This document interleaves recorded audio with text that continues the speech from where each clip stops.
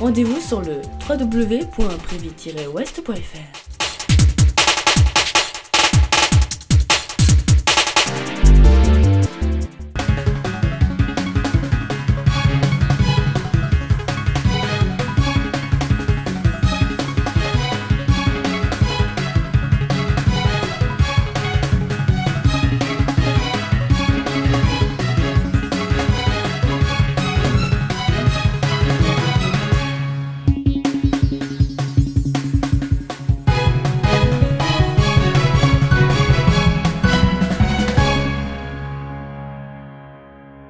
Lundi 31 mai 2010, on va se diriger en Amérique centrale pour commencer, puisque la tempête Agatha touche toujours l'Amérique centrale et a provoqué la mort de 100 personnes.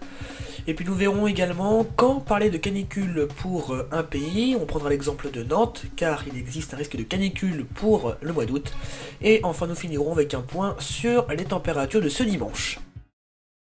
On vous en parlait déjà dans le précédent journal, celui de samedi. La première tempête tropicale de la saison, qui a été baptisée Agatha, touche depuis plusieurs jours maintenant plusieurs pays d'Amérique centrale. Alors ce lundi matin, on dénombre une centaine de morts sur l'ensemble de ces pays et plus de 80 000 personnes qui ont été forcées d'évacuer leurs habitations. On vous fera part dans nos prochains journaux de la suite de cet événement. Alors le terme de canicule fait peur à tout le monde, mais rares sont les personnes qui savent exactement à quoi correspond ce terme, alors on va faire un point ensemble. Alors que faut-il pour parler de canicule? Tout d'abord, il faut que les températures minimales ne descendent pas en dessous d'un certain niveau pendant 4 jours consécutifs. Le seuil est fixé selon les caractéristiques de la ville, et les températures maximales, elles, doivent au contraire dépasser une certaine valeur pendant 4 jours consécutifs. Alors bien sûr, ce n'est pas la même valeur entre Brest et Nantes par exemple. Alors justement, prenons l'exemple de Nantes.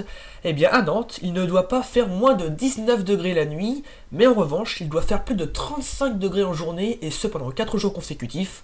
Quand ces deux conditions sont respectées, eh bien là, on peut parler de période caniculaire. On termine comme d'habitude avec un point sur les températures relevées ce dimanche 30 mai.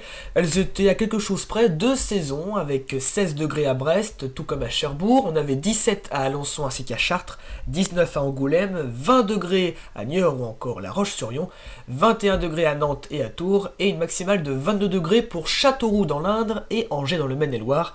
Les températures vont progressivement augmenter cette semaine. Fin de cette édition, bien sûr, merci à vous de l'avoir suivi. On se retrouve ce mercredi 2 juin 2010 pour une toute nouvelle édition complète. Alors bon début de semaine à tous.